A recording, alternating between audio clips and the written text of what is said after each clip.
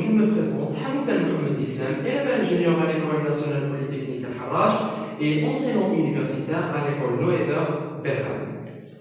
Dans cette première série de vidéos, je vais vous présenter le premier chapitre de chimie S3, qui est sous le titre Équilibre acido-basique.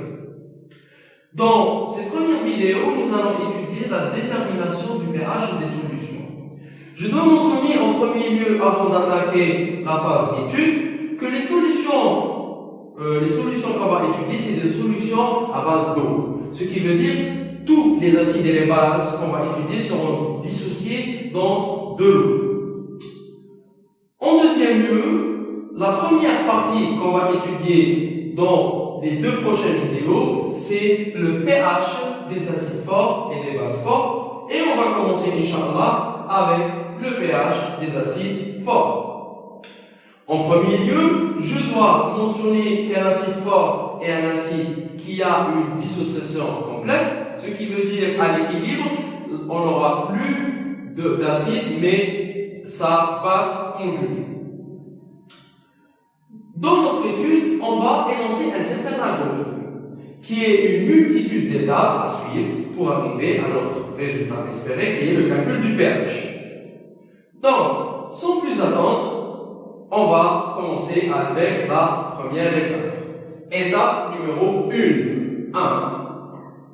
Réaction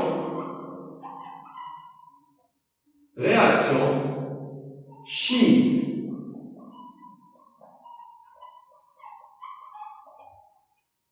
Donc, nous allons essayer d'étudier notre phénomène, qui est la dissociation de notre acide fort.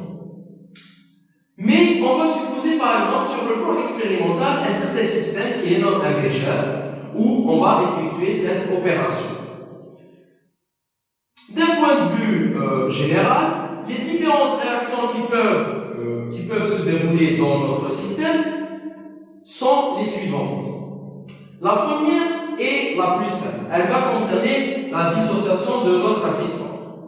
La seconde, qui est aussi importante, va englober l'autoprotolyse ou bien l'autodissociation de l'eau. Car, comme je viens de mentionner précédemment, nous sommes confrontés à des solutions à base d'eau. Donc, la molécule d'eau va jouer un certain rôle par rapport à la réaction qui va se dérouler. Aussi, je dois mentionner que cette réaction d'autoprotolyse va être présente quel que soit le cas qui va être étudié, ce qui veut dire dans le cas d'un acide fort, d'une base forte, des mélanges des acides et des bases, etc. Donc, en premier lieu, je mentionne réaction numéro 1, R1, la réaction de la dissociation de notre acide fort. Donc, AH plus H2O, ce qui veut dire que nous sommes dans le cas des solutions à base d'eau. On aura une réaction totale, car nous sommes confrontés à des acides forts. On aura la base conjuguée de notre acide fort, plus H, 3 plus.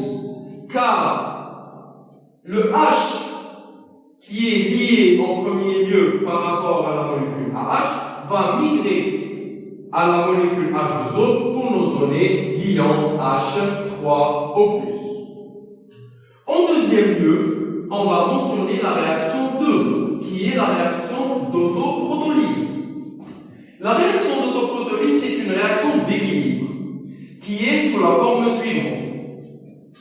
2H2O équilibre H3O+, plus H au moins. On va remarquer ici que cette réaction peut se dérouler dans les deux sens. C'est la première chose qu'on peut remarquer. Et en deuxième lieu, on remarque que c'est un équilibre. Ce qui veut dire qu'on n'aura pas une réaction totale. Donc, on aura la présence des deux espèces à l'équilibre. Donc, en deuxième lieu, la deuxième étape de notre algorithme, c'est la détermination des espèces présentes à l'équilibre. Bon, cette étape peut-être pas mentionnée.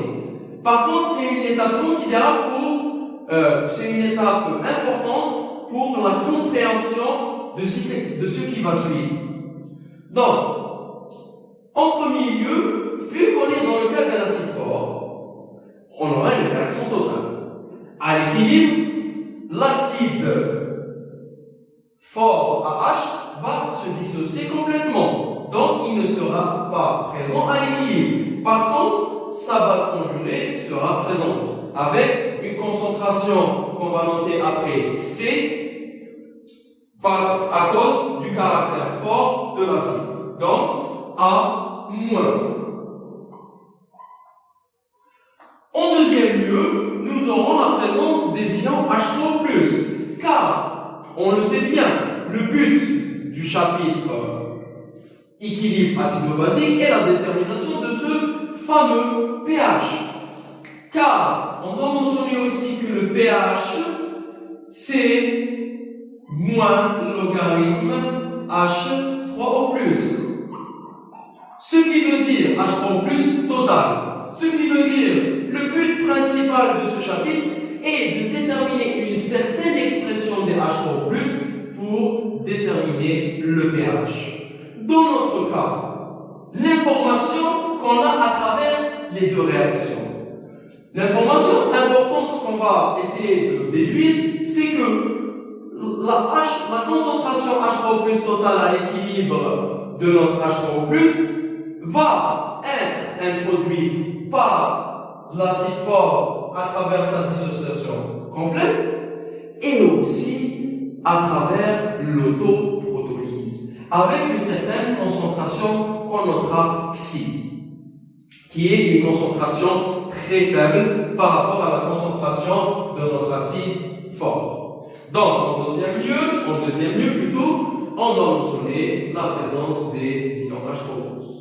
Et vu qu'on a noté la présence des ions H3O+, on aura aussi, à travers la réaction d'autoprotolyse, la présence des ions HO-. Donc, HO-. Et bien sûr, je dois mentionner que la remarque que je viens de mentionner par rapport à la concentration totale des H3O+, on va l'introduire dans notre bilan de charge que je vais noter dans les étapes qui vont venir. Donc, 3, bilan de matière. Ce bilan de matière, comme son nom l'indique, va être appliqué par rapport à notre acide fort, yani par rapport à notre espèce qu'on étudie dans notre cas. Donc, on remarque que si l'acide fort a une certaine concentration qu'on va noter C à l'état initial. Donc, par exemple, l'acide AH, je vais rementionner la réaction A- plus H3O+. Si à l'état initial l'acide AH a une certaine concentration C et bien sûr l'H2O est avec une quantité considérable, donc à l'état final, en vue de la réaction totale, on verra que l'acide AH va disparaître, les H2O seront toujours avec une quantité considérable. Par contre, les A- au début, c'était une concentration nulle. De la même manière, les H3O+, on peut noter si vous voulez que les H3O+, étaient avec une concentration epsilon introduite par la réaction d'autoprotolyse. Et aussi, on doit mentionner que la concentration des A- à l'équilibre, c'est égal à C, et la concentration des H3O+ à l'équilibre, c'est égal à C plus epsilon. Donc, le bilan de matière va, comme j'ai dit au début, va concerner l'espèce chimique AH, à l'équilibre. Je dois mentionner juste que les bilans de matière et les bilans de charge sont directement appliqués à l'équilibre. Ce qui veut dire que, à l'équilibre, la concentration A-, va être totalement égale à la concentration C initiale de notre acide fort. En quatrième lieu, 4, bilan de charge. Bilan de charge. Ce bilan va être énoncé de la manière suivante. La somme des concentrations des espèces chimiques ou bien des ions portant une charge positive est égale à la somme des concentrations des ions portant une charge positive. Donc, ce qui veut dire que, d'une manière très simple, on va appliquer notre bilan de charge, mais ce bilan va nous donner une idée supplémentaire de ce qu'on a déduit ou de ce qu'on a remarqué à l'étape 1 par rapport aux réactions, en d'autres termes, par rapport à la concentration totale des H3O+. Donc, on va essayer d'appliquer la somme des concentrations des ions portant une charge négative. Donc, on aura A-. Bien sûr, je dois mentionner que ceci est appliqué à l'équilibre. Donc, on a déjà mentionné nos espèces à l'équilibre. Donc, on a A- plus H en moins est égal à H3O+. Et voilà, on remarque déjà que notre remarque qu'on a introduite par rapport aux réactions, plutôt par rapport à l'étape numéro 1, on vient de l'approuver dans notre bilan de charge. Donc, la somme, ou bien la concentration totale des H2O+ dans notre solution est égale à la concentration introduite par la dissociation complète de notre acide fort et aussi par la concentration introduite par la réaction d'autoprotolyse. Cinquième étape, qui est une étape importante, qui est en d'autres termes la détermination ou bien l'énumération des différentes constantes d'équilibre qui seront présentes dans notre étude.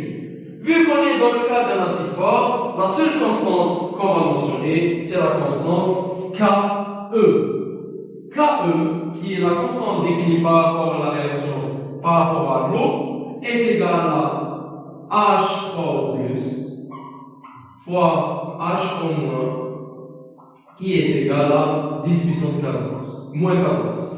Donc, je dois mentionner les jeunes que ce paramètre doit être connu parce qu'il va être utilisé le plus souvent dans notre étude ou bien dans les études qui vont venir. Donc, à cette étape, un étudiant peut directement remplacer KE sur H3O+ ici, remplacer la concentration A- par C, et à travers une résolution d'une équation de second degré, on trouvera le résultat final. Par contre, en étant des ingénieurs, ou bien des futurs ingénieurs, Inch'Allah, on va essayer de poser certaines hypothèses pour simplifier notre problème. Donc, l'hypothèse qu'on peut poser ici, bien sûr, c'est une hypothèse par rapport à l'autoprotolyse de l'eau. On va justement dire que cette autoprotolyse est négligée. Ou bien, on suppose que l'autoprotolyse est négligée. Et à travers cette hypothèse, on va procéder à une certaine simplification pour donner une formule générale par rapport à cette hypothèse. Donc, on va écrire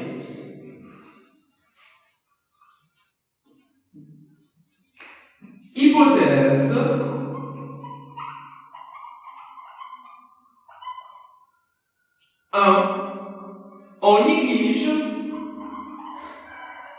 on néglige l'autoprotolyse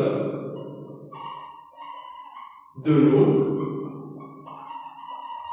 Et en vue, bien sûr, quand je dis que je néglige l'autoprotolyse de l'eau, je dois mentionner que nous sommes dans un milieu acide.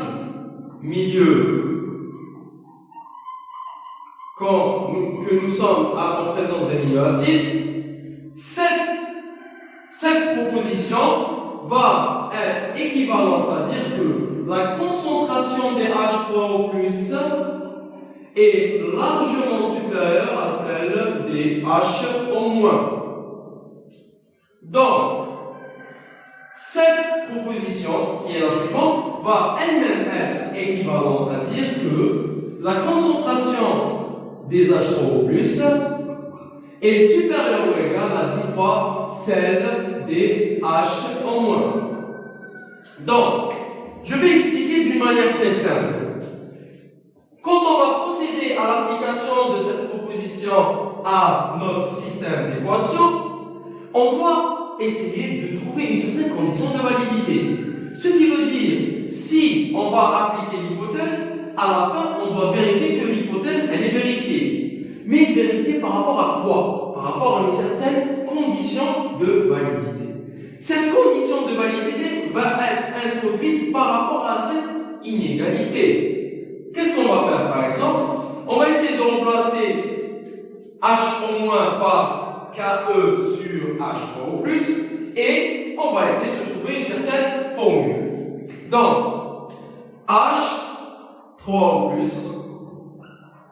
au carré, car si on remplace KE sur H3O+, et on va prendre le H3O+, et le multiplier de ce côté, on aura H3O+ au carré, est supérieur ou égal à 10 fois KE.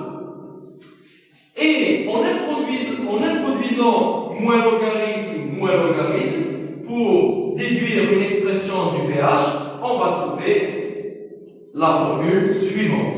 Donc, on trouvera finalement que moins logarithme de H3O+ au carré est égal à, plutôt, supérieur ou égal, en fait inférieur ou égal, parce qu'on a introduit un moins, donc le jihad al-mutala où l'inégalité va être inversée. On aura alors moins logarithme de 10 fois 10 puissance moins 14. Alors, finalement, on aura pH inférieur ou égal à 6,5. Et ceci représente notre condition de validité. Donc, ce qui veut dire que si on applique cette hypothèse, à la fin, quand vous allez calculer votre pH, vous devez instinctivement vérifier cette condition. Dans le cas contraire, je vais après vous présenter le cas contraire, comment on doit essayer de résoudre le problème. Donc, on va essayer de continuer. En appliquant cette hypothèse, on remarque quoi? On remarque que les ions H3+, plutôt les ions H- sont négligeables par rapport aux ions H3+.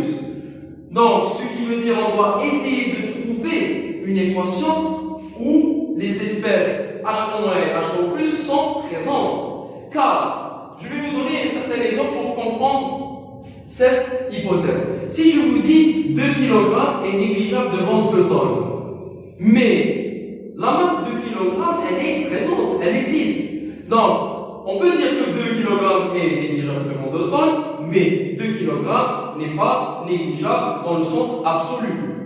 Ce qui veut dire, la seule équation où on peut négliger l'espèce H3, plutôt l'espèce H- devant l'espèce H3+, c'est notre bilan des charges.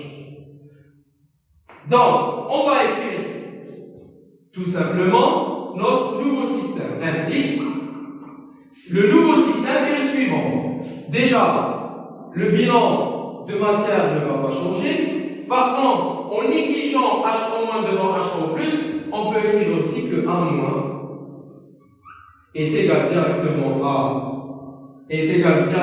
à H3+. Et à travers notre bilan de matière, on peut écrire que c'est égal à C. Et ce que vous venez de faire, c'est vous avez trouvé une certaine expression des H2+ en fonction des données de notre problème. Donc finalement, On peut écrire que pH est égal à moins logarithme décimal de C. Et cette équation est appliquée à pH inférieur ou égal à 6,5. Donc, vous allez appliquer cette équation dans le cas où pH est inférieur ou égal à 6,5. Donc, on va essayer d'entourer cette équation. Équation 1. Par contre, maintenant, vous allez me demander, sûrement, si on est dans le cas où si, je vais le noter en rouge, si pH supérieur à 6,5, qu'est-ce qui va se passer? C'est un cas très simple, les jeunes. On doit simplement revenir à notre système de base, il y a le système qu'on a donné dans la première partie, et on va réintroduire la concentration H1-, car dans ce cas, la concentration H1- n'est plus négligeable par rapport à celle des H3O+. Et donc, on peut écrire que H, le bilan de matière ne va pas changer, et A- plus H en moins est égal à H3O+. Donc, petite astuce les jeunes, le premier système que on a mentionné au début, c'est votre matière première. Et à partir de ce premier système, vous allez appliquer des hypothèses. Et si ces hypothèses ne sont pas vérifiées, vous devez toujours revenir à votre premier système et faire la négation de l'hypothèse que vous avez mentionnée au début. Donc, là, c'est simple. Comme j'ai mentionné à une certaine étape de la vidéo, je remplace H en moins par KE sur H3+, et on aura une équation de second degré à résoudre. J'efface cette partie. Donc, on aura finalement, et en remplaçant aussi A- par C plus KE sur H3O+, est égal à H3O+, implique que on aura H3O+ au carré moins C fois H3O+, moins KE est égal à 0. Résolution très simple d'une équation de second degré, et on va prendre la solution positive, ou bien la solution du type moins B plus racine de delta sur 2A. Donc, on aura à la fin, concentration des H3O+, est égale à C moins B plus racine de delta, donc B au carré moins 4AC, donc C au carré plus 4KE divisé par 2A, divisé par 2. Finalement, on va trouver que le pH est égal à moins logarithme décimal de l'expression suivante, qui est C plus racine de C carré plus 4KE sur 2. Et comme on vient de mentionner, et en dernier lieu plutôt, je vais vous donner le dernier conseil, c'est les jeunes, c'est que dans le premier cas, j'ai mentionné que si ce n'est pas vérifié, donc le pH est supérieur à 6,5, vous devez procéder à la négation de l'hypothèse. Donc, à la fin, quand vous allez faire vos calculs, vous pouvez retomber sur un pH supérieur à 6,5. Par contre, dans ce cas, il ne faut plus avoir peur, car vous avez pris en considération l'autoprotolyse. Donc, le pH qui sera calculé sera le pH qui sera pris en considération. Donc, en fin de vidéo, si vous avez des questions ou bien des interrogations par rapport à ce qu'on a fait, je vous encourage à mettre un commentaire en description. Sinon, dans les prochaines vidéos, je vais essayer de donner plus de détails par rapport au calcul des bases et des acides. Bien sûr, les notions que j'ai mentionnées précédemment vont être introduites d'une manière plus fluide. Donc, on va passer moins de temps par rapport à ces notions. merci à vous, à la prochaine vidéo.